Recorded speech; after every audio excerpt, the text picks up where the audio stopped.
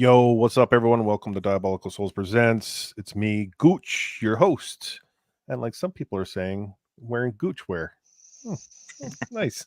Welcome, everyone, as we review episode 3 of Cyberpunk Edgerunners. This is a 18 and above series on Netflix.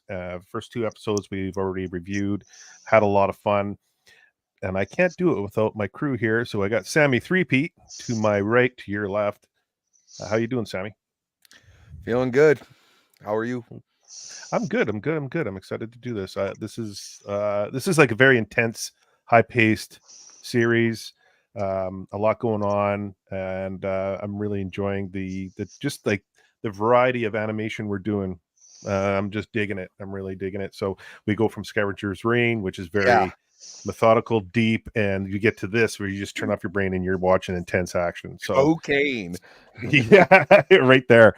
Hostman, another member of the crew. How you doing, buddy? Long time no see. Long time no see, man. Yeah. Yes, I'm ready to get into this. I'm ready to implant some standees into everyone. Yeah. And then we have our local artist here, Zach. And yo, for everyone that's been watching, Zach comes on. He gives his thoughts about the show, but he's also drawing a character from the show that we're reviewing, and he's going to continue doing this for a lot of the series that we're going to be doing. And we're probably going to be doing an auction at the end of every series, and the people can bid to win some of the pieces that Zach has drawn. So if you want to see who he's drawing tonight, stick around. He's going to reveal who he's drawing. As you can see, he's penciling right now. Then he's going to get into inking, and you'll see who he does tonight. So with any further ado, let's get into this episode 3. Your general thoughts, guys, as I bring it up. I liked it. I did like this episode. It was definitely turning a direction, and where I was like, okay, I'm getting it now. I was starting to get the cyberpunk lingo a little bit with this episode. Okay.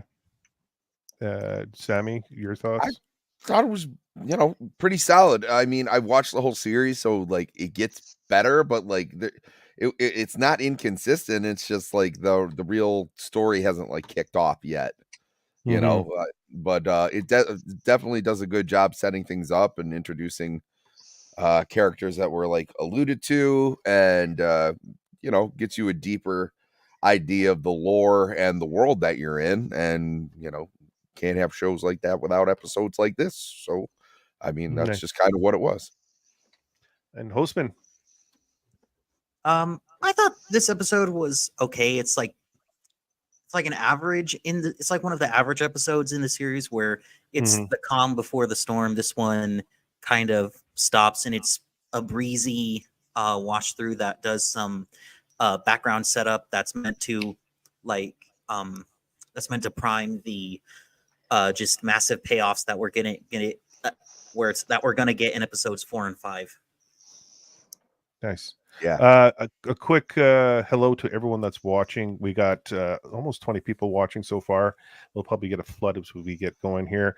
But if everyone that's in the chat, even if you're on Twitter or X as the kids call it, can hit that like button. It'd be greatly appreciated, and leave a comment afterwards. That's also much appreciated. And if you haven't, please subscribe not only to my channel but to these guys. These guys are hardworking. If you could sub through their channels, that'd be great as well. So quick hello to everyone in the chat. Nos, this is his jam. He loves this show. Cyber Gooch, special cyberware. He launches guided missiles from his actual Gooch. Those are facts. Jamalama, Goochware, Julio Rango. Thanks for joining us, guys. I greatly appreciate it. Julio Rango. Good evening, gentlemen. Good evening to you. Gooch where is highly experimental. Only blow can prepare one's body for it. That's again facts. Yes, Hostman posted this as per usual, not safe for work, and it's only 18 above. Gemma's joining in. Nas, we got of course we got the Gooch. Appreciate it, guys. Part of the Gooch army. Richard Hooper. Oh, Richard, thanks for joining us, brother. Hey Gooch, what's up, Richard? Thanks for joining us. as we go into episode 3. I was coming here next. I appreciate that, brother. And then we got Jay Goodwin, the man himself. Hail, chat, and panel. Thanks for joining us, Jay. I have to get Jay on here. Like I always I got to get him on here. Jay, you got to get on here soon. And then we got Pop Culture Minefield. Hey, you guys, stopping by, say hi. Thanks for popping by there, Pops. Appreciate it. Cool, Jerry.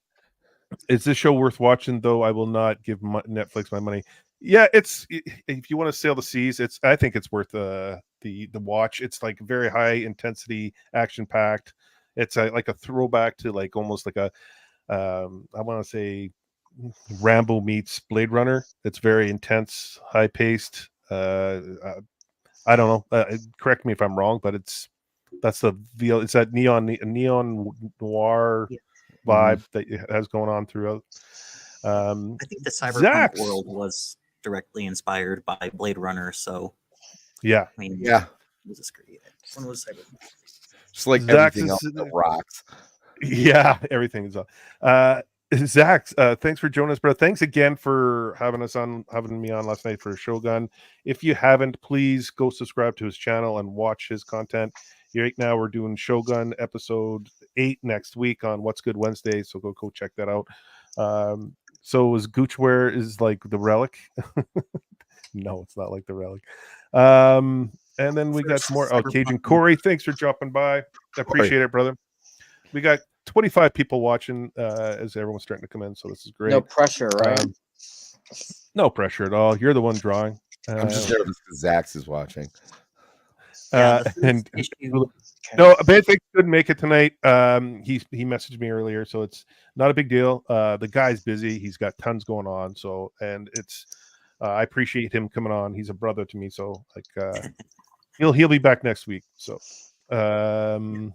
and the Jacob and the visual aesthetic definitely owes a lot to Blade Runner. Absolutely. Oh yeah. Well, all of Cyberpunk owes a lot to Blade Runner, not just like Cyberpunk the IP, but Cyberpunk the genre owes a lot to Blade Runner and Mobius and the Long Night. But yeah, I looked it up. The first edition of the Cyberpunk role-playing game, Cyberpunk 2013, was published in 1988. So yeah, it came out after Blade Runner. Oh. Yeah, it came out a long time ago. Which, that's ironic. That was like considered a Cyberpunk Far Future. 2013 was considered a Cyberpunk Far Future in 1988. Yeah. So we're gonna start off with this, where we're seeing David hanging upside down. And as you remember in episode 2 where we left off, they were in Lucy's apartment, and David was like being conned by Lucy, and we get introduced to Maine and the gang members, and he's with Dorio and Pilar. So and he gets kind of knocked out, and so we get into this shot here where Maine is hanging on to David and talking about ripping out the Sandefistan. Did I say it right? I think I said it right. Sandevistan. You Sandevistan. did it last week. Yeah. Sandevistan. Yeah. So yeah, they're he's talking about ripping it out, and he's talking about David's mom, Gloria, and saying like she screwed us over, and his exact words are like, what the fuck, like, how's this guy have it, and she's screwing us over. And David's just coming awake and hearing everything, and then he starts to mention that's his mother to Maine, and the key's just like, oh, well, what the hell? And she like, I just talked to her 2 days ago, and she's like, yeah, she died yesterday. So Maine's kind of just like, all right, you're her little brat. And he goes, yeah. And this is where he gets brought into the gang, really, pretty much. And let me fast forward here. I'm kind of going too far ahead here. So yeah, like they're just like discussing the options here. He's like not believing David that he can use the Sandevistan, and David's like, oh, I've done it 9 times today, and Pilar is just sitting there, and dude, there's no way you could do that. And he uses it and takes the cigarette out of Pilar's hand, and he goes, "Well, that's 10." And the guys are kind of just blown away that David could use it, like right here, and they're like amazed that this small little kid, can use it and stay alive. So they're giving What him did the he option to say? work He with- was like, "No fucking way he can do that." Yeah, he has this Like- he has this Jamaican accent, and he's just like talking about, no fucking way, man, you could do that. Yeah. There's no one that could. Like, and I'm like, why And did that they was give him a Ripper Doc. Jamaican accent? It was such an odd choice, but I love it. Yeah, Ripper Doc. No fucking way you could. No You know, fucking way you could power up that Sandy that many times without going psycho, man. Yeah, You know what I like about Maine in this scene is that it didn't even matter that his mother was dead. He's still knocking this kid side to side. Mhm. He was like, "Yeah, you ain't getting sympathy from me. Fuck you." What's up, Vex? Thanks for joining us. Zach's promised sign Gooches if I came. Well, that's again facts. Daxonar, thanks for joining us, brother. Misinformation. No fucking way. Yeah, that's exactly what it is. No fucking way. Going back to work, gonna watch Cyberpunk Edgerunners while I work later. Everyone, thanks for joining us, here, pops. Appreciate it. So yeah, any other comments as we kind of go through this beginning? As like he's getting introduced to Maine, who's the lead of the cyberpunks, and Pilar and Dorio, and David's kind of like explaining his side of the story and how they got shot by I forget the gang that was killing that was doing the drive-by shooting at the corpos. I think it was the tiger gang, tiger Called claw them the gang. animals. Oh, it was the animals. Sorry, yes, it was the animals. It was the animals. And so he's explaining his mother's death, and he's actually looking for a gig, and they offer him a gig. I say, like, all right, put a tracker on him. And Richard Hooper, thanks for joining us, bro. I was going to give the show a watch from the start. Yeah, give it a watch. It'll be good. And I like how this is how Lucy chooses to put the tracker, and she doesn't just like pop it in his neck from the front. She has to like hug him to do it. Mhm. Mm-hmm. Oh yeah, in a very femme fatale Yeah. manner. I love Tim. her. What's up, Tim? Thanks for joining us, bro. That's a Gooch guarantee, Dex. Yeah, absolutely. So yeah, like we're seeing a lot, like already in the beginning, we're seeing a lot of questions answered, even though as the audience we kind of know already. But it's a good intro. It's a good blend from episode 2 into episode 3. It just starts to kick off really. This is probably the slowest part of the episode, and then it just kind of takes off from here. And then we get like David sitting there all like as the gang leaves, Maine and Pilar Dorio leave, saying, "Oh, I'll hit you up later." David's left with Lucy, and he's pissed off that you knew this whole time that I had the Sandavestin, and she's like, "Well, I knew when I saw you on the train, and that's when I knew." And he's like, "You were using me," and she's like, "Well, we were searching for that cyberware." And so David was really upset by this, and she's like, "Well, you can leave and go to your apartment." He's just like, "Yeah, I'm leaving." So he leaves, and I felt bad for him there. I was like, "What a big L he just took." yeah, I mean, there's just a lot happening in a very short amount of time. Like it's been what, 2 days. He got the shit kicked out of him by Katsuo. His mother's dead. Katsuo teases him about his mom dying. Well, she's injured and then she dies. He's thinking that she can recover because they said that she should be okay, and then he finds out she dies. She dies the next day.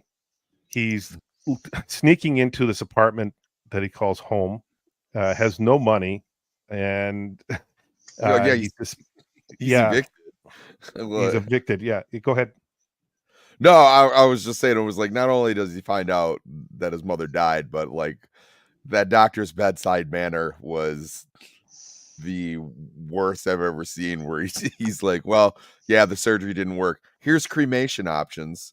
You're gonna go You with the can't- you broke-ass can't- package. Yeah, You can't You afford can't go anything, home, orphan. you can't stay here.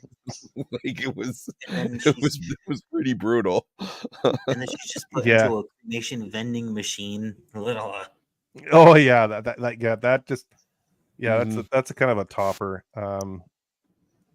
Gemma says I like how they do the animation to show super speed. I don't know if that's been done before, but it just fits in my opinion. Yeah, I like the super speed, the kind of like the what would you call that? Like it's almost like you're in mushrooms, where you know how you see your hand kind of have that wave, like that. Yeah, it's like It's amazing. Fucking it's Yeah. like tripping in LSD and watching the colors. Yeah. bloom.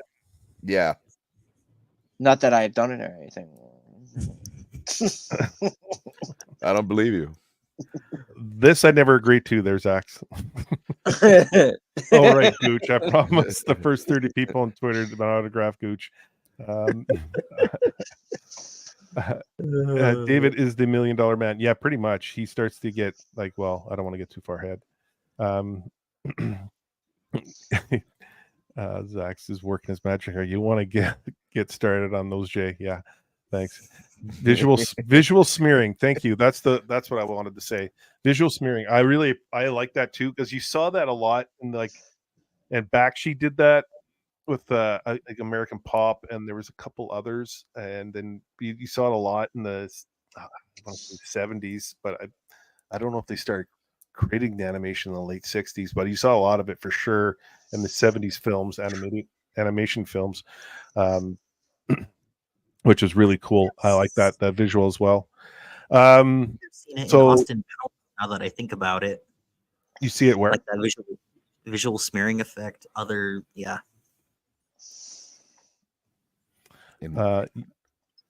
Yes, I have a pet rock. What? His name's What are you, Zoe from Sesame Street? My rock's It- name is Rocky. It's named yeah, it's Rocky. Or Rocky. Or no, Rocco. So this part right here where we see David, he's kind of depressed and he's staring at the urn, and then it just kind of leads into the next day where he's the next morning where he's just on the streets, and he gets a message from the principal, and the academy's principal, who's like overly praising him and just like telling him about his performance at school, and even mentions like a scholarship, and all he has to do is like say an apology to Katsuo, and David turns it off. All of a sudden he gets hit up by Maine, and Maine says, like, and you can see it on the screen, he said, "Kid, you're up." So David meets up with Maine and the crew. This is where we see the whole crew. We see Maine right here on the left, this big fella right here. We see Pilar here with the long arms and the mohawk. We see Dorio right in the middle here, and then we see Kiwi. Kiwi. Yes, Kiwi on the far right. I have a feeling Dorio was Andrew's favorite character. Dorio was Andrew's favorite character. Why would you say that? Yeah, because she's muscly. He likes the muscle mommies, eh? Yeah, you're right. You're right. Mommy milkers over there. Yeah. Oh, Squeaka, thanks for joining us, Squeaka. Squeaka, how you doing? Squeaka? Yeah, Yeah. Squeaka Mouse. Yeah, she's Oh, adorable. He's awesome. Yeah, she is. Joker, thanks for coming back, brother. At Diabolical Souls. Hail, thanks for joining us. Appreciate it. And yeah, and so yeah, we meet the whole crew there, and so Maine starts to explain that David must join them on a heist, and what he has to do is get a navigation data from a limousine, and it's from a guy, the chauffeur, who does this guy right here, who does a lot of betting on the fights, and he bets on. They talk about how he bets all his money on this big muscle mummy right here that Andrew would love. I take that back. I And- think this is Andrew's favorite character. This would be Andrew's. That would be Andrew's baby. So yeah, this guy right here, his name is Maxim Kustanov, and he's a burly Arasaka bodyguard and the driver of the limo that transports a lot of these corpos. And so they want to get. They don't want the car. They just want the data from inside the car. So I will say I loved the design of this car when they get inside of it. The interior was so sleek and cool looking. Yeah, it's very mafia looking. Yeah, I know. I just get around in.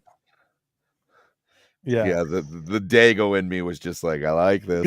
Yeah, this is good. Yeah, me too. Me like. Yeah, those cars in the game, they are all over the game. NOS. That's the first thing I noticed too. They're all over the place.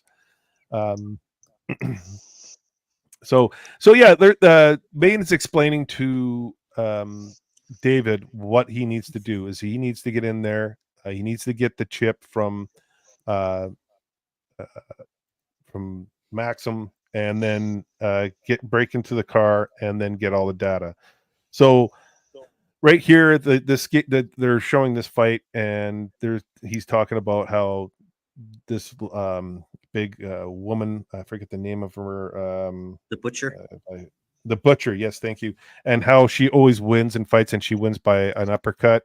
But this time she loses to this smaller fighter, and it has cyberware that's not really even visual. It's like his bone structure is the cyberware, and he does the uppercut. And I think that's a she. Right? Yeah. Or she, sorry. Well, you never know these days. It's 2077. Did you assume my gender? Yeah. And so does an uppercut herself to the big butcher here. And it's like one Wolverine claw comes out at the end right here. And it comes right through the jaw into the skull. And the butcher goes down and loses. And then you see, Dorio smiling. And then you see Maxim all pissed off, tearing up his ticket and upset.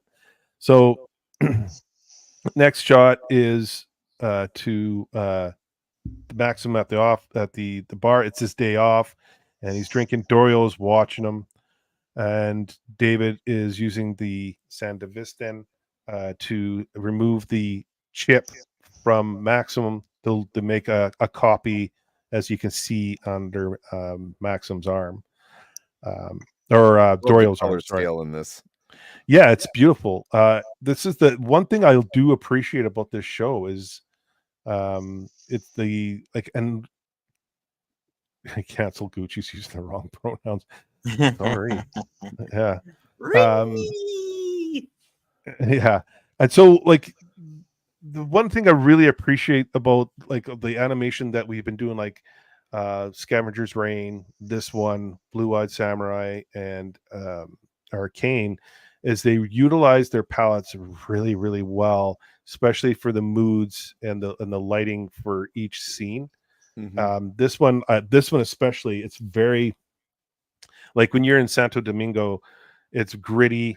You see the browns, the grays, like I mentioned this in the other episode. It's like a dark area of the city. And then you get into the inner corporate city, and you see everything neon and bright, and you see these greens, the yellows, blues, and everything like that. It's great. And you raised a good point too. This is the polar opposite of Scavenger's Reign. I mean, just you'll get those bright flashes of purple, and it's just it's awesome. It's fun just to look at. It's not. Scavenger's Reign has the benefit of being very deep and cerebral. This is just in your face fun. I do. Oh, sorry. No, go ahead, Sex. I do want to point out, before this operation started, when he was getting queued up, I just love the fact that when he walks into the room to see Maine again, as they're briefing, he's like, I think David said, "I'm ready," and he punches him across his face. He's like, shut up. Like, right before they go into it. I'm like, what the hell? Shut up, you little bitch. He just like walked into the room ready to go. And he was like, David get cocky. Maine just smacks the hell out of him. Yeah. I like in the background too, if you look at the frames of David zooming towards it, he looks back here, he looks super confident, and then his expression just changes to more and more doubtful, where he's like, oh shit, can I do this? Ah! Yeah. Yeah, because he's under the clock, right? So like he's time is of essence here. And so like David pickpockets Maxim for the chip that will obviously start to get inside the vehicle and collect the data. So they're working that, and then as I get back onto this here, David. So they're copying the chip, and then once it's done, David has to put it back. But I think they run out of time because Maxim gets a call and he's needed on his day off, and Kiwi's kind of the IT person for the gang. She's like working the laptop. Well, I don't even the data and everything. I guess I don't even know what you would call it, but then because they don't really use computers or anything, right? She's just hacking the security and the cameras and everything, and just being a spy up. So wouldn't she be like security protocol? Because I see Lucy as the hacker. Lucy's the hacker, but like, what would Kiwi be? She would like in a movie. She would be in the van on a computer, like doing all the. Yeah, she's the dude in the chair. Yeah, watching the cameras and like she would be like in Batman. She would be what's her name in the tower for Oracle. Okay. Yeah, thank you. Yeah. So like I don't even know what you would even call that, but I mean, and then Lucy's kind of got like this Johnny Mnemonic vibe where like she keeps information in her and she's like a walking hard drive. Yeah, and then you got Maine as the muscle and the middleman, like he's the one that has the connections. So then and then you got Pilar, like I don't even know what his role is exactly. He's the juggler. Yeah, he's the juggler. And then well, David fits in nice because he's obviously can use the Santa Vestin to. He's definitely the running man. Yeah, the running man, and then you got Rebecca, who we're going to be introduced to right away here, as the distraction. Like she's definitely your grifter, like you see in like in everyday situations where people are need a distraction so they can pickpocket. She would be that distraction. She's kind of like how I hoped Harley Quinn would be in the movies. Yes, like that's. I think the way they did Rebecca is that she's not as insane as Harley Quinn. She does a really good job of keeping composure, but she let her emotions get the best of her every time. Every time. Yeah, she's like a more sexed up Jinx, basically. I don't even know if I would say Jinx because Jinx is so. She's definitely not mentally unstable. Yeah. And Jinx is like no, she just doesn't give a shit. Exactly. Yeah. Jinx is like always kind of has an end game. She has even though it may seem crazy, Jinx has an end game to like she has a method to her madness, whereas Rebecca is very good at following direction and knows what the job is, but then once it just goes off the rails, her emotions get the best of her, and she just goes batshit crazy. But yeah, so like Maxim's waking up here, and obviously, he's been drinking because he lost the bet, and so he's needed to, and David has to slip the chip back in, and as like David does that, Maxim's walking out, and Rebecca is now being the distraction. This is where we get introduced to Rebecca, and so she spills her drink. Yeah, she spills. Yeah, she spills her drink all over Maxim, and Maxim gets pissed off, and then she starts to. Well, she starts to clean it off of him, and David's running out with to the car, and he's like, "How am I going to get in?" And Lucy's there, and she's like, "I'm going to get us in." And so they get into the vehicle, and they're loading the data, and time is of the essence right here because Maxim's is going to be coming to the car right away, and if they don't do it correctly, then there will be hunters coming after them.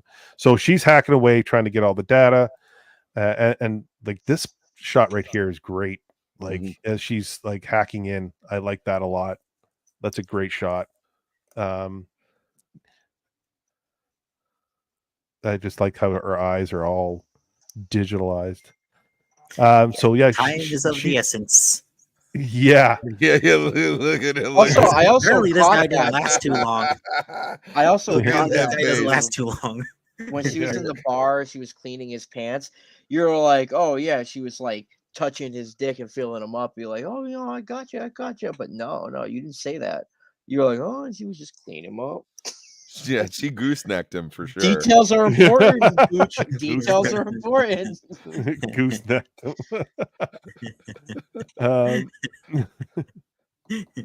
So yeah, look at that grateful face. It was like, you know what? Because he doesn't know that he's being robbed, so that just like made his day. Like he's just like, wow, losing all that money wasn't so bad. I got touched. Rebecca was created to arrest people looking up her lolly art. Yeah, of no her kidding. On Rule 34. What do they call it? What do they call that now? It's we used to call Lolicon. it jailbait back. Oh yeah, that lolicon. Yeah. So, as Maxim's like, obviously finished with Rebecca, and now he's pretty. like getting refocused to go back to the car. A more refined piece of jailbait from a more civilized age. And he's like, still got it, Maxim. Yeah. And I'll see you next time. And he's just blushes. And so Lucy's like, Kiwi's telling Lucy like your time's running out, and then basically tells her your time's up. And David starts yelling like, I thought we had more time, and Kiwi's like, I said time's up. And Maxim arrives at the car and starts getting pissed off, telling David to get out of the car. And Maine's like, dude, like, get the hell out of there. And they can't get out. And Maine's like, just go, just drive, go. And yeah, I love this, like, show me like all these big lettering. Like I really like think that's a different vibe. It brings a totally different vibe to the show. And so Maxim starts shooting at the window to get David out of there. And David starts just panicking and freaking out. And then he just like puts pedal to the metal and takes off. And he actually backs up. At that point. Yeah, he backs up, and Maxim's freaking out. And see, this is a point in the show, in this episode, that I like, and I think in the show in general, this was a very strong defining moment for David, because it was one or two things. One, he could run out of this like situation by chickening out, and therefore he reverts back to the school life to get accepted there, or he says, this is the crew that I'm going to be sticking with, and I'm going to give it everything I got. And this was the moment that, as an individual, and I think as a teenager, where they think to themselves, I'm like, you know what? I'm going to go ahead and be the best damn like edge runner I can, show them that I do have what it takes. And this was the moment that he pushed it. He's like, fuck it. Because I think all fear and everything about his past life was gone at this moment. yeah, I just absolutely. say I love the shot. I love the look on David's face right there, and how Lucy just looks like she's having a good time. She's just like, oh, here we go. Lucy's face. Lucy, my muse, my flame. See what you did. The other thing here is the animation changes. Where's James look, when you need him? I think we need a bonk for somebody over here.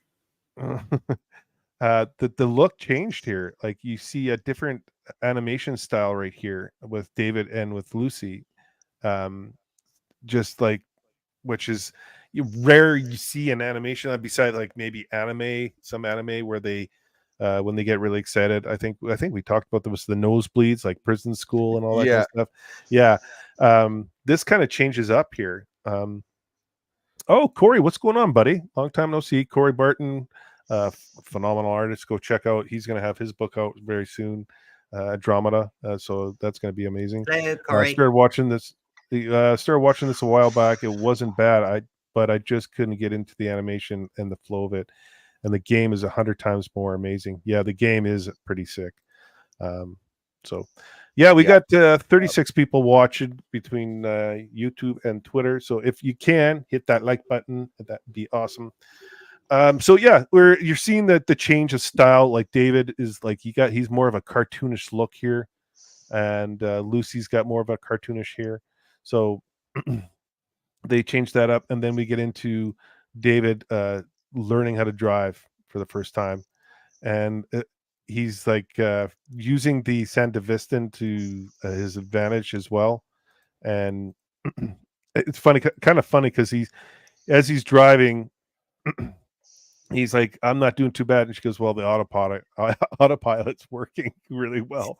So, which was humorous. Like the humor they sneak in here is really done really well too. And then they start getting chased by some hunters, and there's 2 Tiger Claw members who are right behind them, chasing after them. Can I just say the Oni mask on that green bike is the cherry on top. That is just like batshit insane character design. That's this is everything Has Been Hotel wishes it could be, because the character designs are like, they're really busy, but they're not diegetic for the most part. I can look at this where I'm just looking at it in fascination. I'm like, what the hell? How did they make this? Where I'm watching Has Been Hotel, and I'm like, what the hell were you thinking? Like, I just love the psycho laugh the one guy does, and it kind of reminded me, this might be a little they reminded me of the Wheelers in Return to Oz.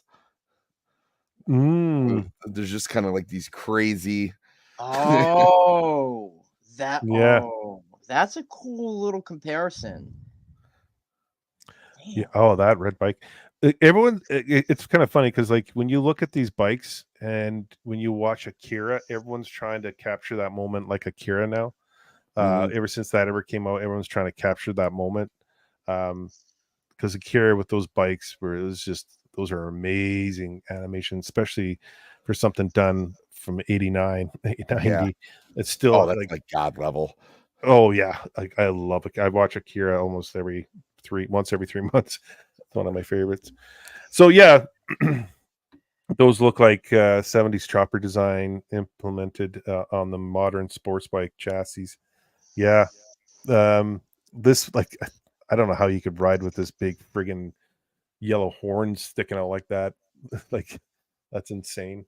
But yeah, they almost look like little Vespas, like or not Vespa, what do you call it?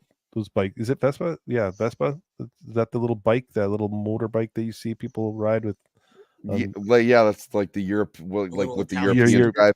It looks like a little European bike, that green one.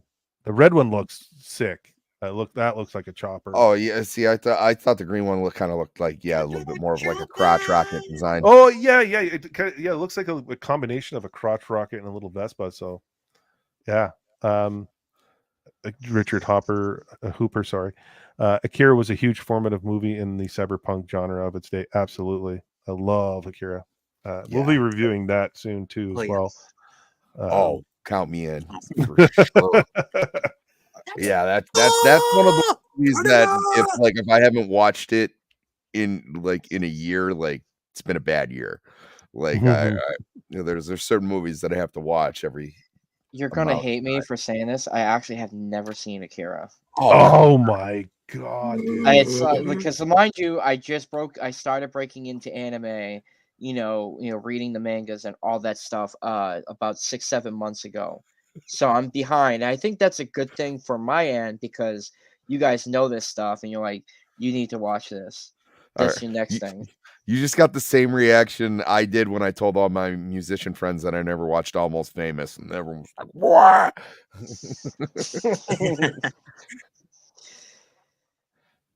All right. Oh hell yeah! Yeah. This is a must. Hey. Akira. Yeah. Should I read it first or should I watch it first? That's You watch it because the animated movie is like it's everyone's like getting like shocked at Zach. What by Joker, Tetsuo, yeah, Ghost in the Shell for great great justice, Gooch Rocket, yeah, Gooch Rocket, and then you got a lot of people down here. Holy fuck, host you bundle sticks, watch it tonight. Yeah. Who So knows? I may even draw something right out of it too. the animation was literally revolutionary. It was literally revolutionary because and I got to meet Steve Olaf, who did that film was the first one to do digital coloring. That introduced digital coloring to everything. Are you serious? Yes, Wow. I'm dead serious. He had him and the creator, what's his name there? Otomo. He was searching for someone to do the coloring for that animation, and he did a worldwide search. And you're talking, there's no internet, so you're talking 1980, 88, 89. So he, we're kind of going off on a tangent here, but it's I think it's relevant. So he went off and he went to California and met Steve Olaf and stayed with him for 2 weeks, and they started the digital coloring. They had the programming for it, and Holy they started shit. doing it. So like, yeah, I listened to him tell me that story. Like, obviously he tells it way better than I do, but I met him in Denver at the SpawnCon, and freaking like it was amazing. Damn. Okay. Now it's kind of like answering me up to like watch this now. Oh, amazing! It's like, dude. Yeah, the Joker here, right here, dude. Akira, Ghost in the Shell, Wicked City are classics. Oh, Harlock I is haven't seen mine, Wicked but City. and BattleTech, Add yeah. records of Lotus War and Trigun and Cowboy Bebop to that. Those are also great. I love Trigun. Cowboy Bebop. Like I see. I like I Trigun love more Cowboy- than Cowboy Bebop. Oh, Cowboy Bebop, amazing. I love. Oh, I'm not. I mean, I like Cowboy Yeah. Bebop, but I like Trigun better. It's just. Mm-hmm. Yeah, Jay Goodwin. Yeah, the budgets, design, and execution of Kira and Ghost in the Shell were intended to be high-end movie levels, and they, yeah,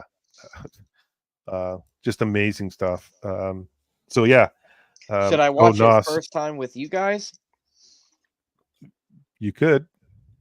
I could Do wait you on want me to that. hold? Do you want me to hold your hand throughout the movie? Yeah. Yes, absolutely. Buy you popcorn. So yeah, getting back to this, like again, like everything about this series is like the colors are just beautifully done. The animation's great. I love the animation. You're talking about what 24 frames per minute easily. Now, when I was researching this, trying to get some extra information, they were saying they were getting up to 60 frames per minute or per second, not minute, 50 frames per second for 4K, which blows my mind. Like, I'm like, what? That's insane. So, I'm heading out. Corey, thanks for jumping in there, brother. Appreciate it. Good night, Corey. Love you. Yes. Another Ninja must Scroll. is Ninja Scroll. Yeah, absolutely a must. Samurai Champloo. Samurai Champloo is another good one. Trigun, another good one. There's so many from the late 80s, early 90s. Alita Battle Angel OVA. Yeah. I actually loved Alita. I thought that was like my favorite thing because I saw the live action. I was like, is this a manga or something? And then like I didn't read it, but people were telling me it was. And I was like, oh, that's so sick. Yeah, I actually think the manga and the OVA are better than the live action movie. That's usually every time. Yeah. So yeah, getting back to Cyberpunk. So David's being chased down by the Tiger. Him and Lucy are being chased down by the Tiger Claw members. and David's focusing on the driving, and then they get into a situation right here where there's a traffic jam, and David is making up his mind here, and he uses the Sandevistan to jump over the barricade here, and That was he sick. goes, yeah. Oh the yeah, one guy, that was really good. So the one guy, the member in the green, flips his vehicle. The one in the red, he decides this is where the animation kind of gets a little sloppy here, because it's just a little awkward. It So doesn't David's, look. It looks bad frame by frame. It didn't look as bad when you were watching it because it happened so fast. I don't know, because it's just like the perspective of it. It looks like it doesn't, like this. The road is fine in the lower half, but the upper half it looks off. Like the coloring and the rendering just looks off here. It looks very flat. So as I'm pointing to the screen, but yeah, I've been doing that too. Yeah, so it looks a little off here, and it looks like he's kind of floating in the air. If I can grab it here, see if I can grab. Oh, great shot, actually. That's a good shot. Yeah. Oh yeah. Um, I love their reactions. Ah! See, that's a good shot right there. It's a couple frames back here, and hopefully I can grab it. Like right here, it like if the next frame, it looks awkward. I don't know if I can get it, but the next frame, it looks like he's floating because it like the road looks flat. It doesn't look like there's no depth to it. So Oh yeah, perspective wise, I didn't catch that. I didn't catch. Yeah, that I saw it as I was watching it today. So, it just it was one of those moments where it just they kind of got a little lazy with the animation. I shouldn't say lazy, but a little. I think they kind of got rushed, maybe. I don't know. Yeah, and so see if I can grab it. Well, there is a scene later. I think it's in episode 4 where they reuse an animation. So yeah, but I thought that was for like storytelling purposes. If it's what I'm thinking of, where it's bookended. Okay. Anyway, David is going against the traffic. He's going against the other side of the road here, and this tiger claw is chasing him, and David just swerves out of the way, and this truck runs over this dude. This is a great shot. Oh, that's gnarly.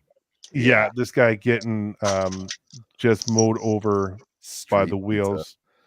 Oh yeah. There's a similar panel in Uzumaki, the Junji Ito horror manga, where a guy gets run over by a car and like smashed up under the fender of it, and that I actually just ordered that.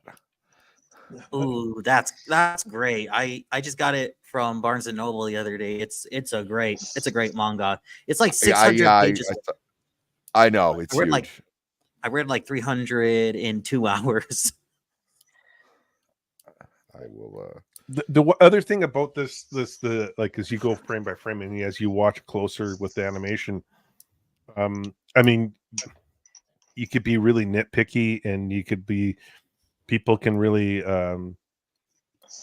be critical of this, but the tires are the detail of the tires are very flat as well.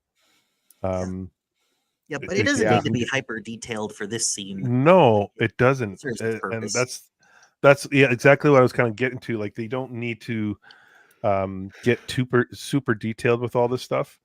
They definitely are selective when they turn the animation up, but even so, it's better than any gay 3D animation. Yeah, I appreciate the 2D way more. I'm with you, Nos. I've said that from the get-go. Agreed. Richard Hooper says I would highly recommend Ergo Proxy. Okay, Ergo. I don't think I've seen that one. I think it's super graphic. There's a way to revisit these chats after the show, right? Because I might have to go in and write a couple. There's the chat replay on. There's the chat replay on the re-upload. Oh, cool. Yeah, and we could look through it in the back room afterwards too. So, classic mistake brought a motorcycle to a truck fight. Yeah. Oh no, Ergo Proxy is a cyberpunk anime. Gooch, it is That good. was good. Yeah. Yeah, but I So, think yeah.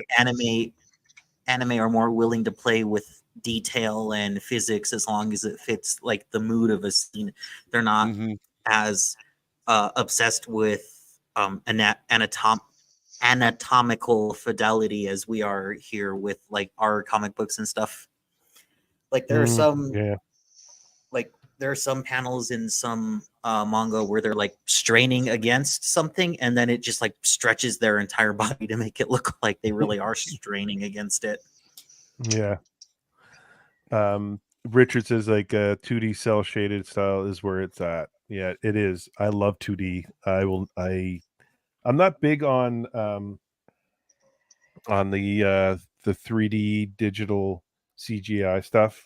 I mean Arcane is elite. It's like but it's I think it's a blend of 2D and CG.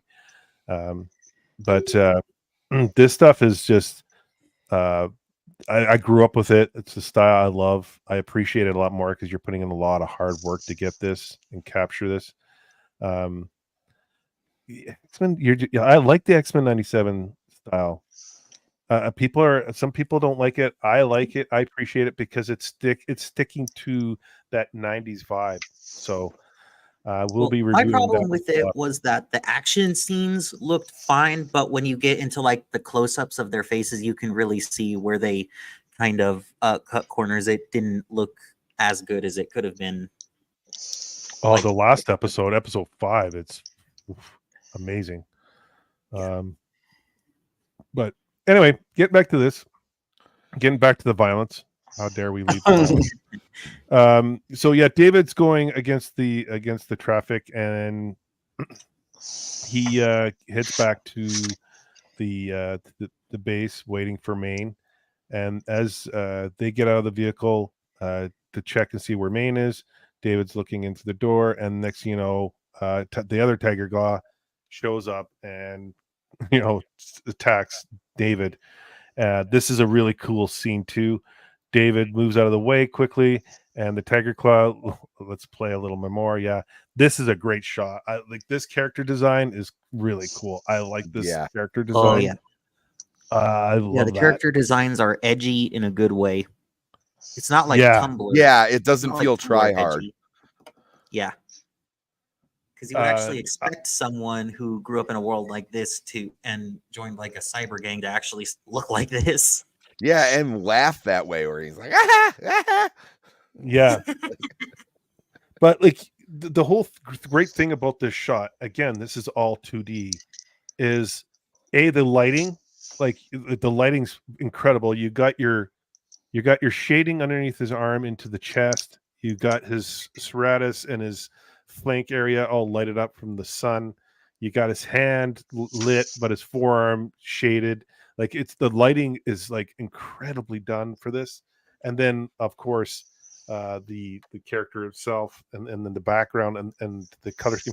Like even the sun in the upper left corner, how it goes from blue and blends into that white, that yellowish, pale yellow and white.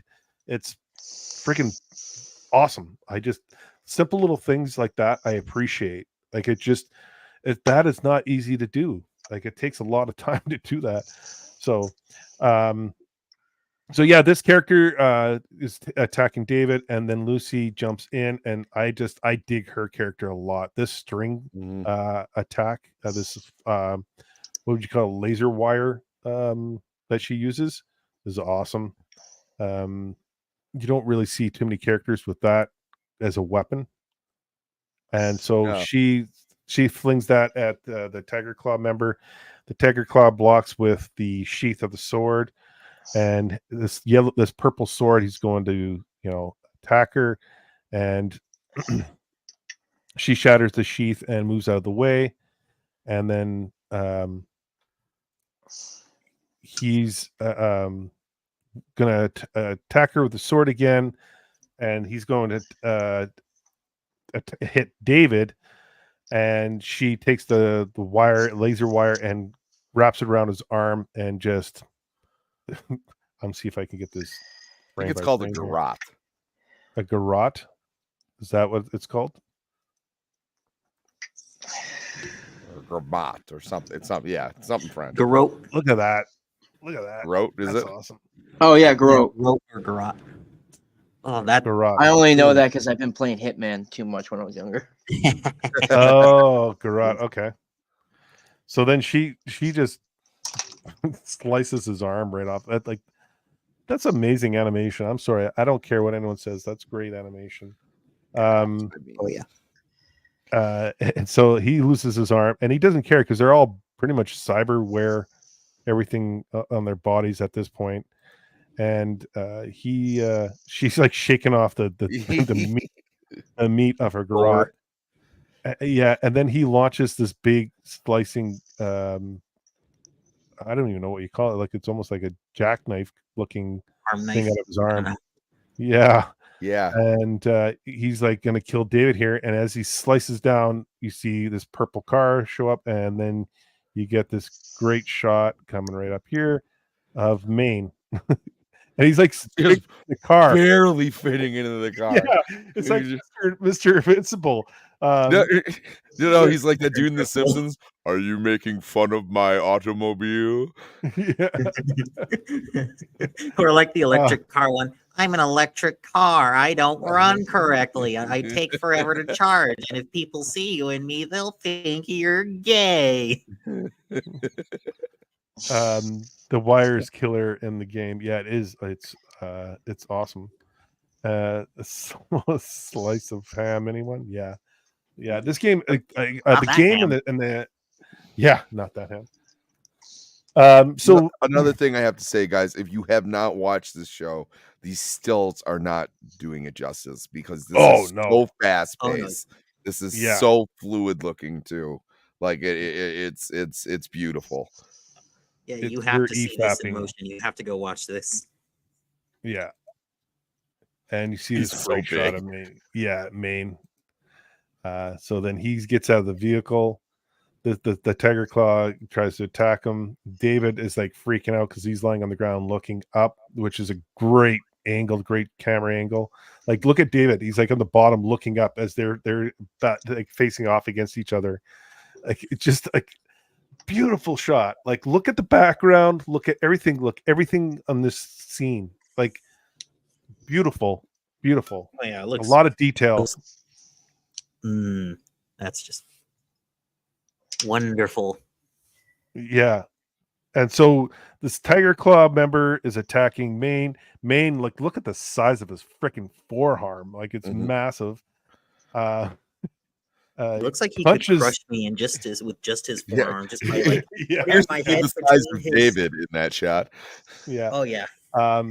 Punches the Tiger Claw member in the head, and as he's doing that, the Tiger Claw member is looking to slice him up with another weapon that's ejecting from, and I'm glad I ended on this shot right here. This cannon comes from his forearm and shoots the Tiger Claw member right in the skull, and just beautiful. Look at that. Obliterates him. Yeah, just the red mist. It's brutal. Yeah, it's awesome.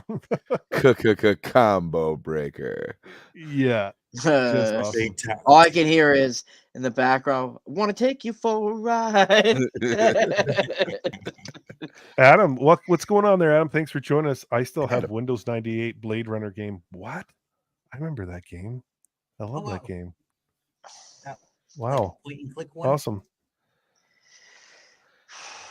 Shit. As Zach's struggling with this picture, we'll continue. Wait, so the other, is it done? Is the show done? No. Not yet. We still got like 15 minutes. We got 9 minutes left. No fucking way. Yeah. But we'll be talking about some scenes here coming up right away. Actually, this shot right here with Lucy, she's like gross. Yeah, and so like some of the one-liners that are done here is just great. Like the humor that's placed, it's done really well. So yeah, It's this great. guy It's not the stupid Yeah. fucking Marvel humor. Well, that just happened. Whoa! It's Yeah, just like yeah. diegetic, where characters are just like natural reactions that happen to be comedic. yeah, Yes.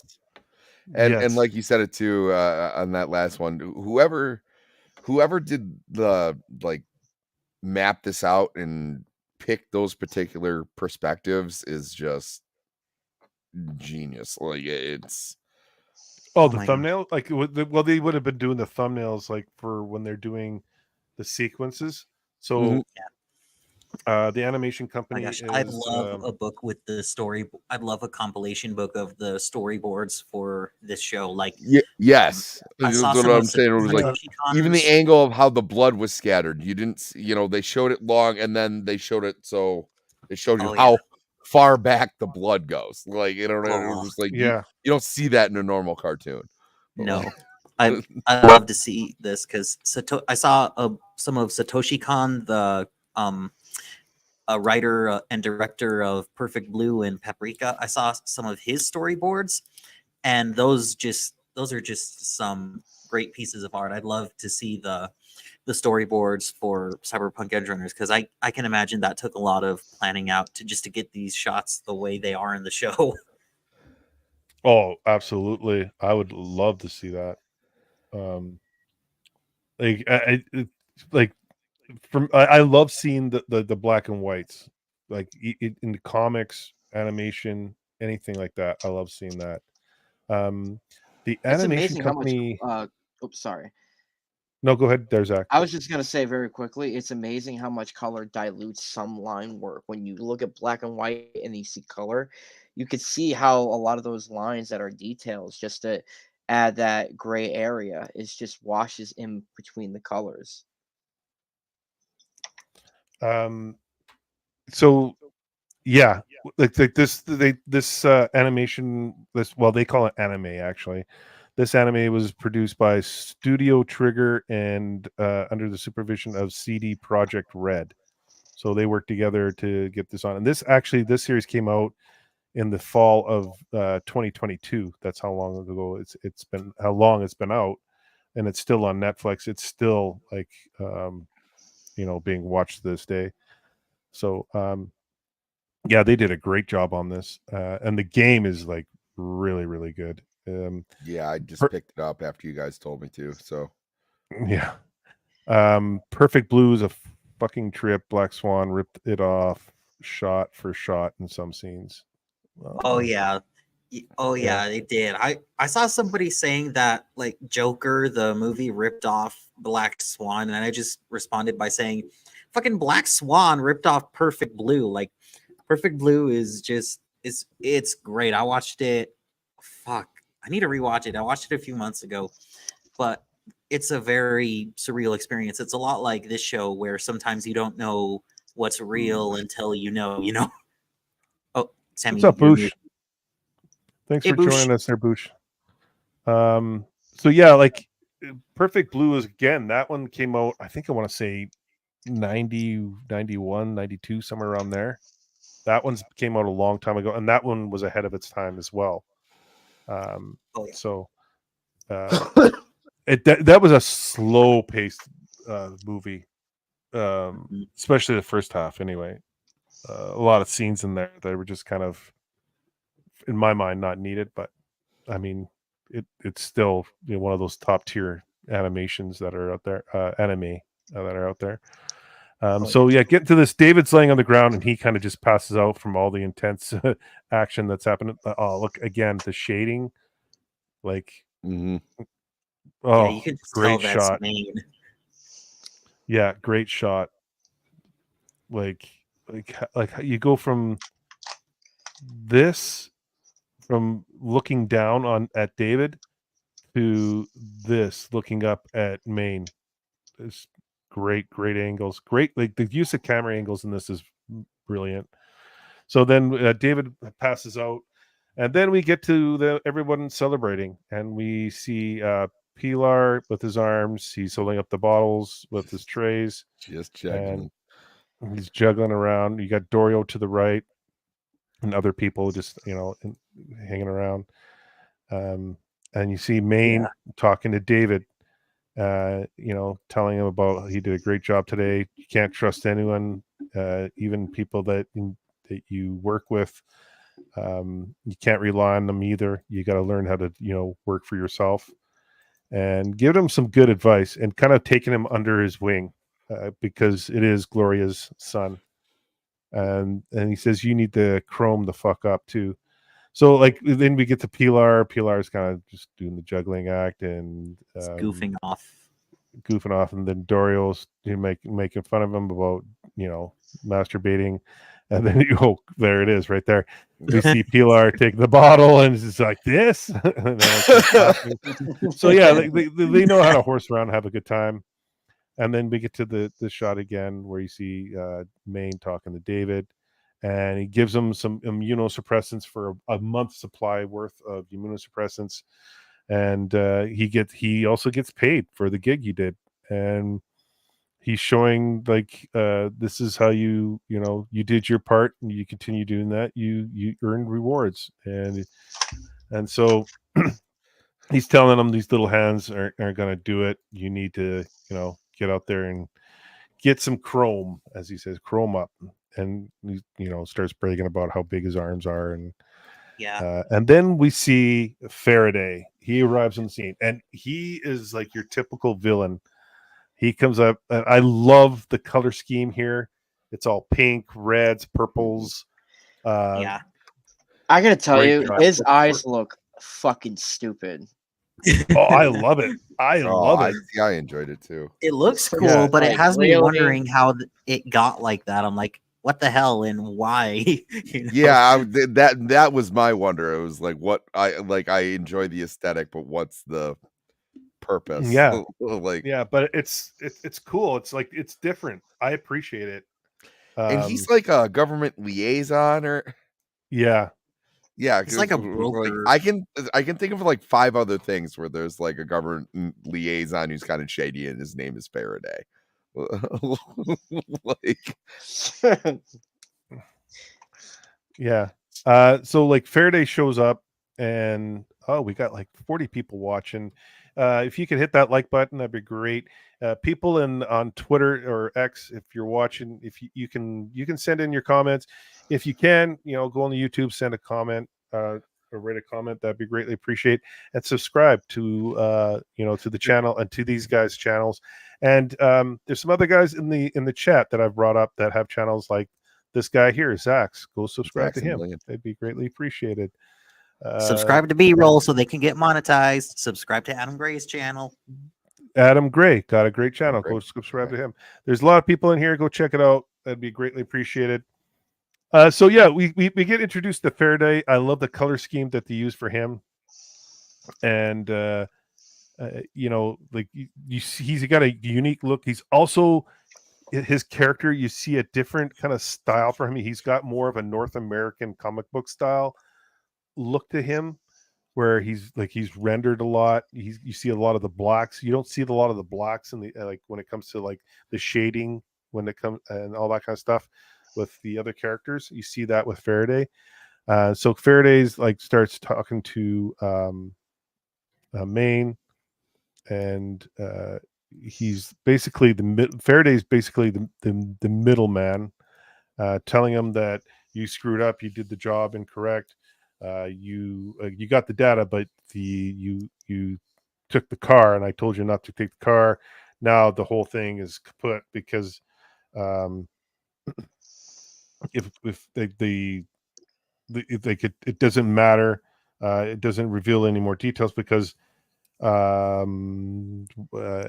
he's saying, like, I think he tells them like they're going to a different they're going to a different schedule, different, I think a different network as well, isn't it? He mentions. Yeah, I think so.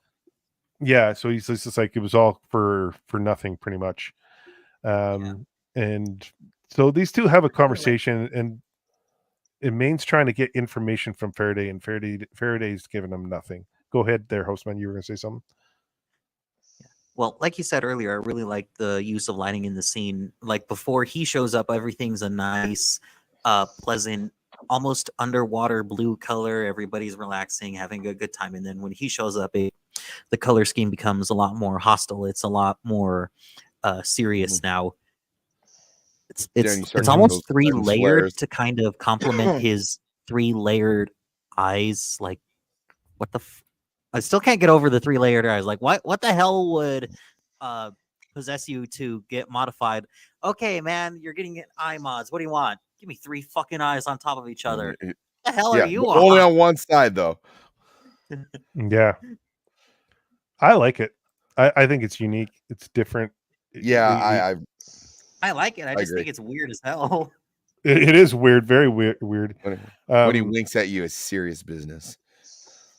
So yeah, so when Faraday shows up, everything halts, the music stops. Like, it's a very awkward moment. Everyone's watching Maine talk to Faraday, and you know, he's the guy that gives the orders to, or gives the orders to Maine, and Maine is the guy that does the jobs. So Faraday's says, basically tells him, don't screw up for the next gig. You gotta keep your shit together and do what I ask of you.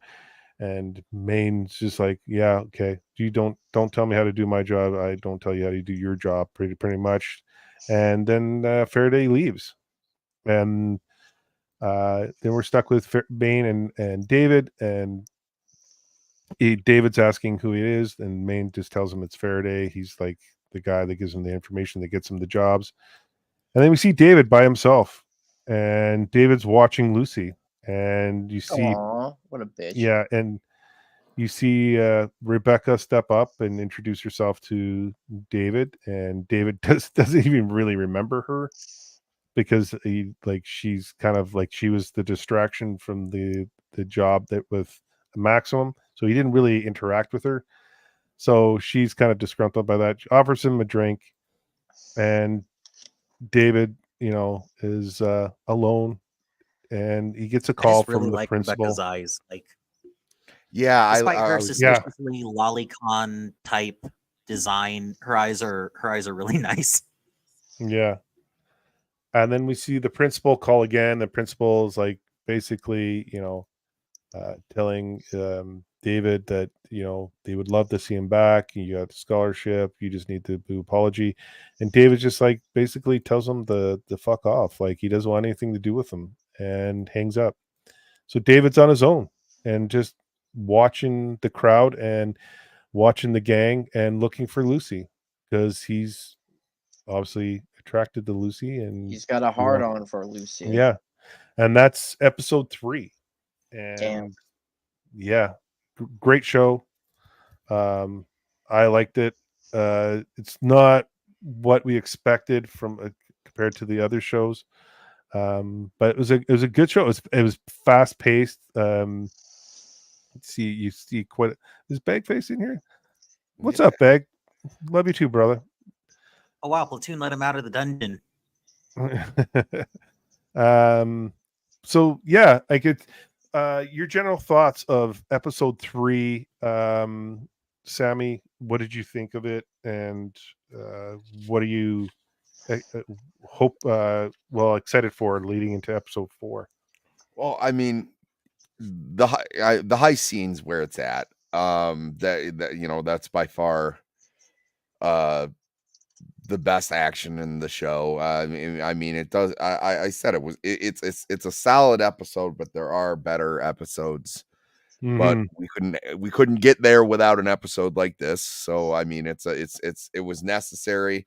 Yeah, you just start to see more and more of the crew. You see Faraday for the first time. I think it's the first real interaction he has, besides a very brief stint at the last episode with Maine.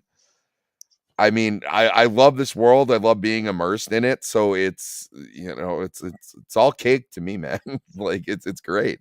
Yeah. And yeah, and I could watch this animation style all day. So Yeah, it's crazy paced. Hostman, did you want to rate it before I get to Hostman? Did you want to rate it out of 10? Yeah, I'll give this one like a 7.5, probably. Yeah, Okay. Hostman, your thoughts on this episode? I thought this episode was okay.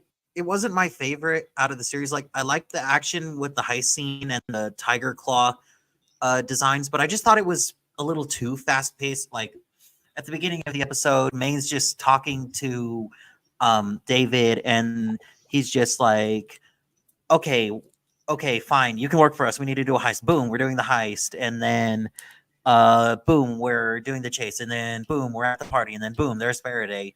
Like, it just felt a little too fast paced for me, to the, like, where I was almost like whiplash, and it almost left me wanting more. It left me with a want for more content, I guess you could say, which I'm glad this is the whole show is out, because then I would like be like, I want more, just waiting for it all week.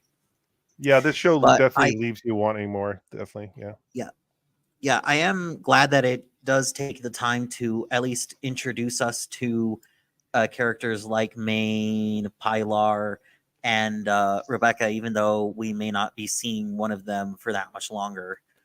But overall, I thought it was an okay episode. I'll give it a 7 out of 10. Like, I think that's a fair score. Cool. I got to do a shout out to my sensei Copa. What's up, brother? Glad to hear from you. He's been super busy. Go, and if you can't, go watch his videos. He's phenomenal with his videos. He's killing it. Oh, he's killing it. Absolutely killing it. Copa is highly entertaining. Oh, yes, he's the best. He's a brother. He's my brother. So Zach, getting to you, bro. Am I the last person to give my? You're the last opinion? person. Your opinion. Yep. Okay, so episode 3. This is the episode that really reeled me in. I was like, all right, I do like this show now. I still can't stand David. And I was super excited when I saw Rebecca on the show. I really liked her design. I liked her playful attitude that she had, even though it was just for a brief second. I wanted to keep watching it just so I could see more of Rebecca as a character, hoping that they were going to do more with her. The car chasing was fire. I'm a sucker for car chases scenes, especially for movies like Death Race, Quentin Tarantino to Mad Max and whatnot. Car chases done right are always a huge thing, and it's also when it's done right, it reminds me of like, oh man, I lost train of thought. Yeah, because I'm inking at the same time. I'm like rushing it, but no, the car chase is done right is just super super cool to me. I'm always a sucker for more of those, and so David, Lucy, still one of the sexiest characters for Cyberpunk Edgerunners. Yes. Really love her. Solid design.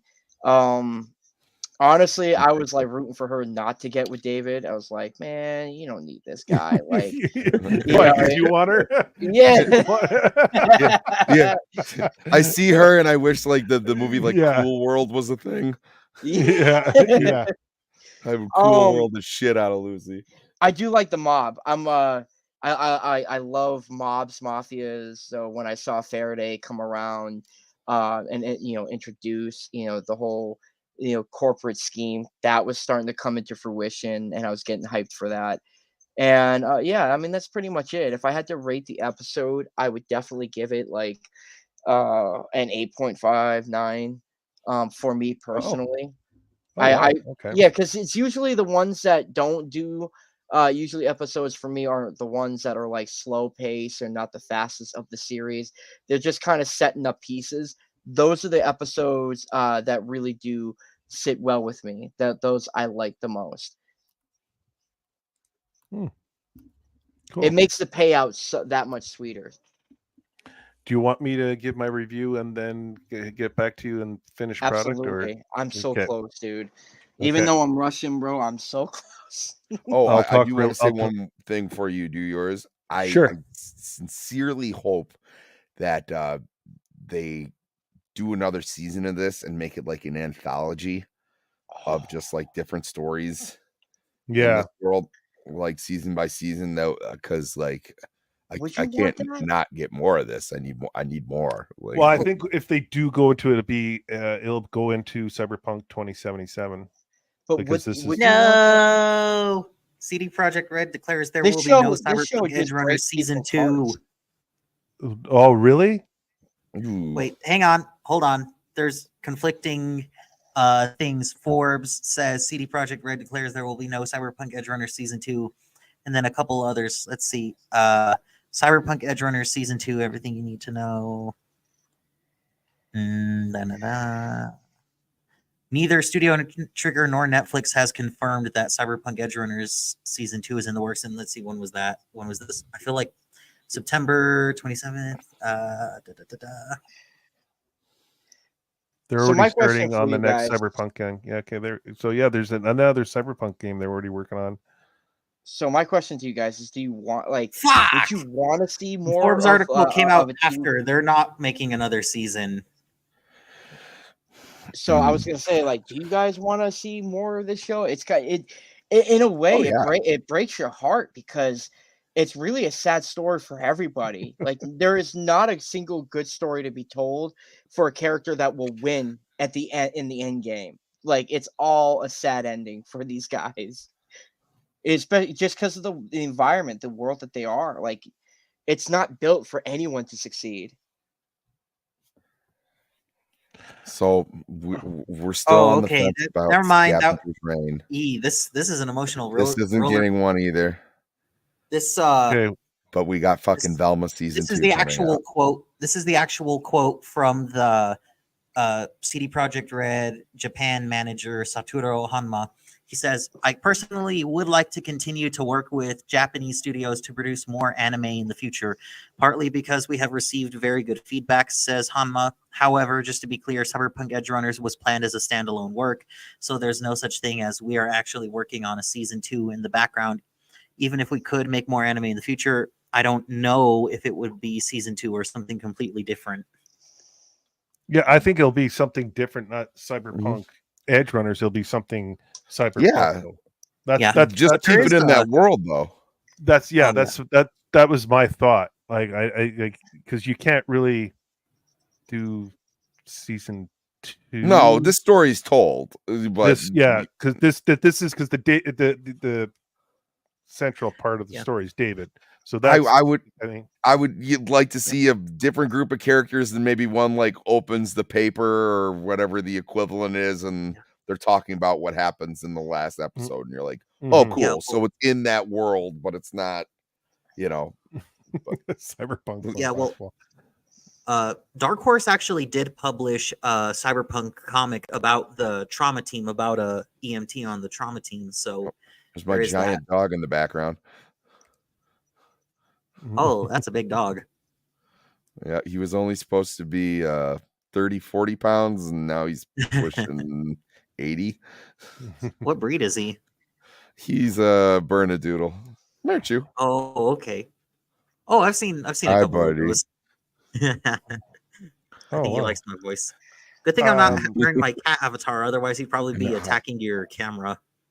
This is a must, Copa. Cyberpunk edging. Yes. Boosh, Well, yeah, I'm doing but it CD now. Projekt I'm Red doing it actually now. has CD Projekt Red actually has done a couple of other animes with their IP that I didn't think were particularly good. Studio Mir did a couple of Witcher movies, which, if you know them, those are the guys that did The Legend of Horror. And they're actually the dudes who are doing the animation on X-Men 97. I like the animation for X-Men 97. I know some people don't care for it, but I like it. It's got the 90s feel to it. I especially episode 5. It's really, really well done. Magneto looks like Magneto.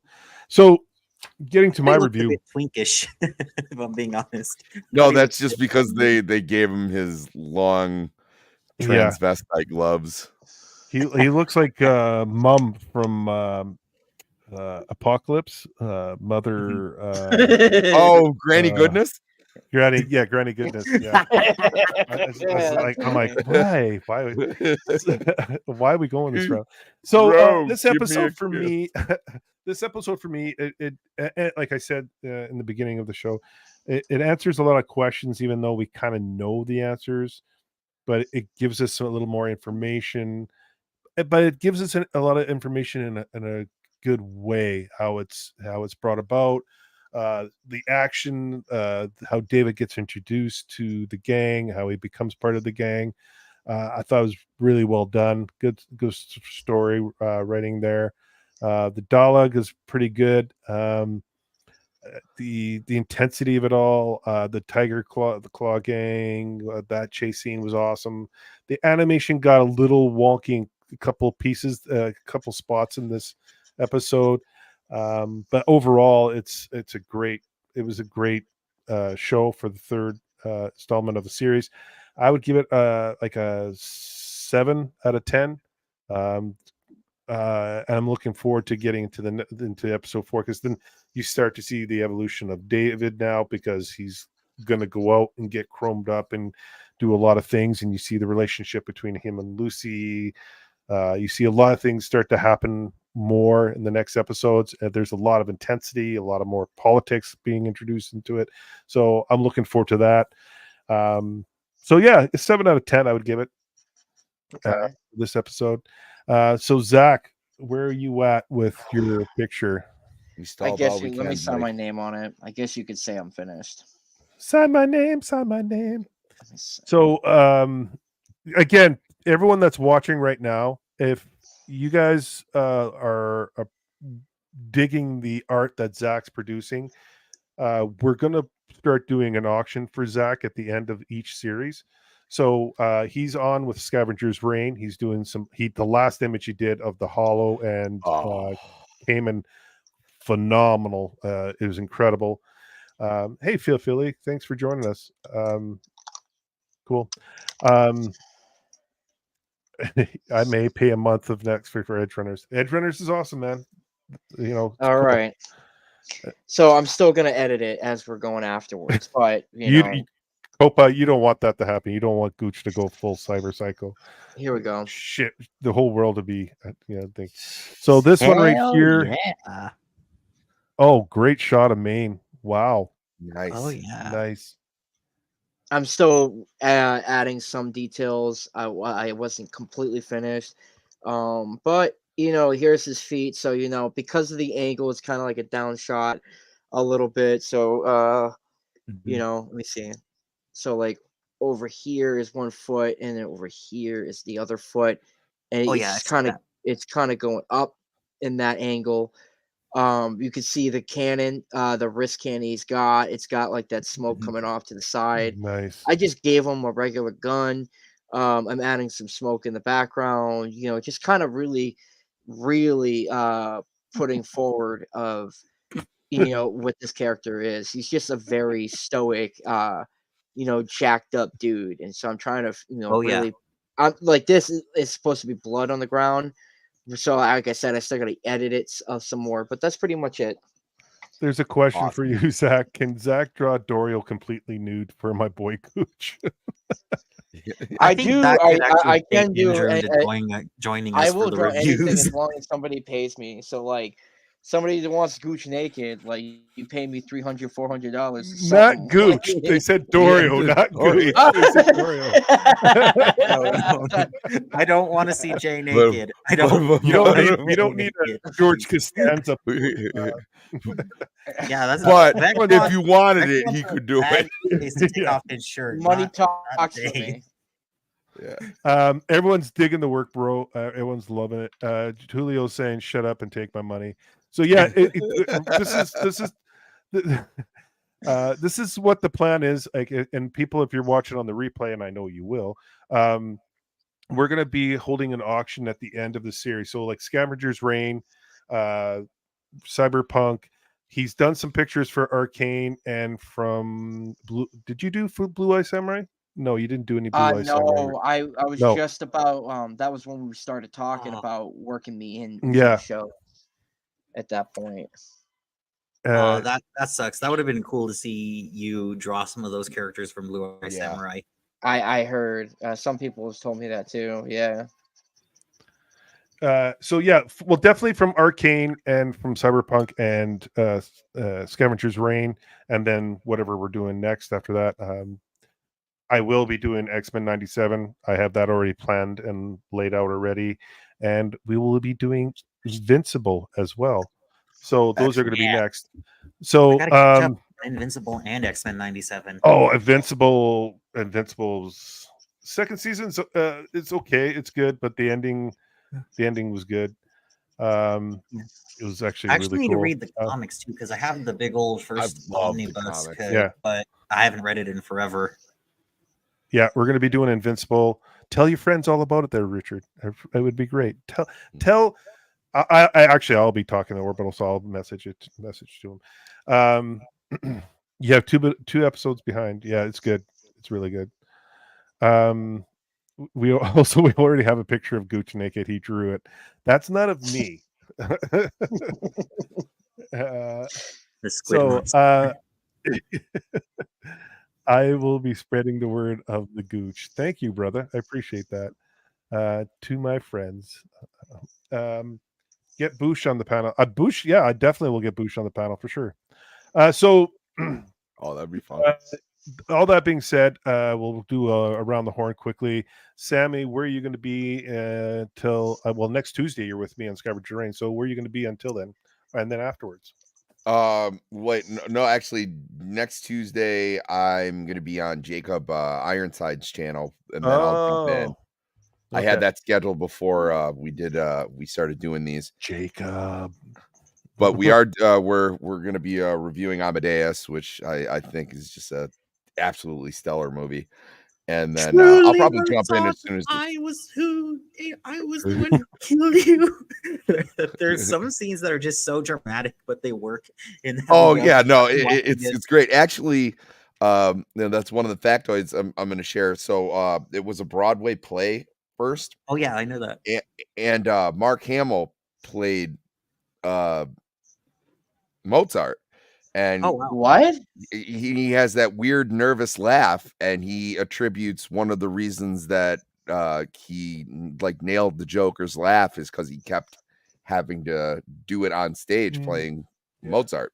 Are you serious? Yeah. That was him playing that role? No, that wasn't him in the Oh, movie. okay. It was him when it was on Broadway. Oh, okay. But then wanna yeah, see so as soon as Amadeus that's on done, Broadway. I'll probably jump right in on Scavenger's Reign. So I just might be a little late. This makes me laugh. Tito Santana and Rick Martel. Oh my god, Zach. That's hilarious. Anyway, go on. Sorry. Oh no problem. So yeah, so I'll probably be a little late Tuesday, and then Thursday I'm returning to Roman's show, and then I'll jump right back in on this. So Sure, absolutely. You're always welcome on here. I've been loving it. It was like I always wanted to review stuff, but it was like I didn't realize we could review cartoons, and that's my wheelhouse. Yeah, it is. It's a lot of work. Like people, that's one thing I gotta say. Like people don't realize how much work there is for me anyway, and for the people that are hosting. It's like you're doing the chat, you're doing the hosting duties, and then you're making sure the show, how to do the narration of the show and make sure everyone can. It's tricky, but it can be done. If I can do it, anyone can do it. So, but Hostman, where are you going to be this week, bud? I might be on Mr. Brown's stream again if he'll have me on, but I think for the most part, the only thing that's kind of nailed down is this. But I'll have my Has-Been Hotel review out pretty soon. I just need to need to finish editing it because I finished recording all the lines. Just need to kind of chop them up to get the pauses and blurbs out and like the bloopers out and everything.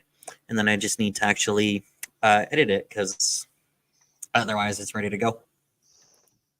Nice. Do you recommend it? Fuck no. That Sammy, try watching the first episode and see where it goes from there, because weirdly enough, I've spoken to some people who enjoy it. Like, it's weird. I don't know how like how people can enjoy it. Like, I've spoken to Dean James. Like, he's a comic artist. He actually enjoyed the show, and he was like, I actually commissioned him to do a piece for me based off the show that's going to appear in my review, because I'm making it a series. Just my first review is on the first episode. Like, it'll appear like when I go in depth to show kind of what the show could have been if it had better insights. But like, I don't think you would like it. Like, I know there's a certain type of person who likes that show. I don't think you would like it at all. Like, it's hard to watch. What's it on? Amazon Prime. Oh, okay, yeah. Well, that's it's dog shit. I want to do a shout out here. Jama has been with us from day one. Well, definitely me and amateur analyst, who he will be back in 2 weeks, I think. Now, maybe a week. How long has he been gone now? 2 weeks now. He's been gone. Oh, another week, and then he'll be back. He sent us pictures. He's having a freaking great time out where he's at. Which is good. He'll be back, and it was just me and him originally, and we were doing Blue Eye Samurai. And Jama's been with us from day one. And Jama, I'm actually going to do something special for you. So I'm probably, maybe next week I'll hit you up for, or you can hit me up in the DM so I can get an address and I can send you out something. Because I greatly appreciate you following and being a loyal follower, basically. So I greatly appreciate it. That all you guys are awesome in the chat. You guys, I greatly appreciate this. Watching us talk about these animations. I love this stuff. Like, I've changed my format, gone from the comic book stuff into more the animation stuff. And I'm actually working on my own 2D animation, laying it out, and it's gonna take a long time because I'm doing everything by myself. But I'm excited to do this. So I appreciate you all watching, and it's kind of grown into this thing, and now I'm exploded over 6,000 subs, and it's just been a blast. I'm just riding the wave, and I thank all of you guys. So and Eraserhead, another one, he's another one that was with us. So I definitely gotta get some stuff for you guys. So yeah, Julio, thanks for joining us again. You've been with us for a while too now. I appreciate it. A lot of you guys, I really appreciate it. And yeah, if we're Richard, we're here. If not for Bacon, would not be here. Bacon's the man. I'm gonna get me and him are gonna be talking real soon and plan some things out as well. So appreciate it. And if you haven't, go check out Orbital Bacon. He's got a phenomenal show channel and show. He's got all the 80s and 90s cartoons over there. It's awesome. Oh man. Right now he's doing Bucky O'Hare. It's a blast seeing all these cartoons on there, and he's a great guy, phenomenal guy. I like him. He's a great guy. So and Joker, another one. Thanks bro. Thanks for watching as well. Yeah, I see you waving. Oh, well, I got a surprise coming for you Friday, Gooch. Oh, I appreciate that. Ooh, Gucci. I see you, baby. Nice. Oh, you're gonna love it. Awesome. I'm looking forward to this now. So ending tonight's show, again, I just want to quickly announce that Zach is going to be on the animation show, all of them, and he's going to be doing artwork for all the shows. He's going to be doing a character or whatever, something from that series. I don't want to say just one character because he could be doing something different for that episode. And then we're going to again collect all the art, and we're going to auction it off, and the proceeds will go to him for his hard work. And should we ask the chat room like what character I should draw next episode, right? We could actually chat if you want to, throw in your thoughts. Who do you think he should do for next week on Cyberpunk Edgerunners? Good. We could do a Twitter poll. Oh, well, I'll do that as well. Good idea. Because I already did David and Lucy, and Maine's now done. Yeah, Lucy's been done, and David's been done, and now Maine's done. So you got your choice of like Faraday. You're going to jail if you do Rebecca. Pilar. Verde, Pilar. Becca, Pilar. Who else? Boosh, no. We already said drug Boosh naked. No. Doria or Daria You or pulled however the you cat, dude. Dorio, Kiwi, Dorio. Kiwi. I see the chat room typing Kiwi in. Yeah. Kiwi's So got yeah, a I'll cool put a design. I'll put a poll in the X world, and we'll get that going. I want to say thank you to everyone. You guys in the panel tonight, you guys rocked it. You guys were awesome. Sammy, Hostman, Zach, you guys are great. I appreciate it.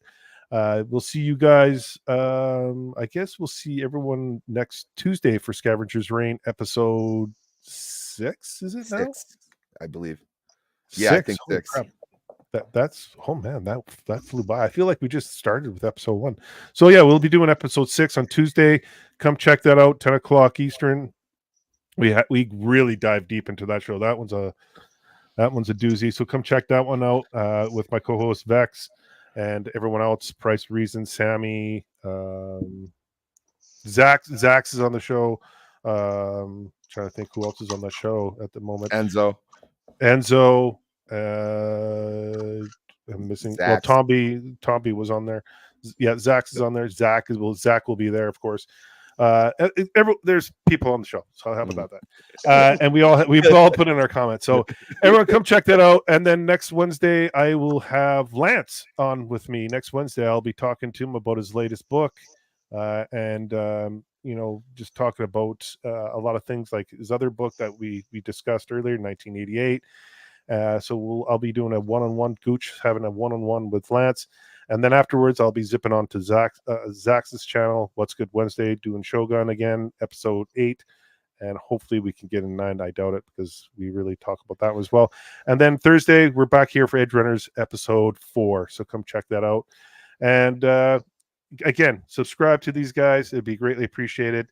And everyone be good to each other. How about that? We'll end off with that. So take care, everyone. Have a great weekend. Peace. You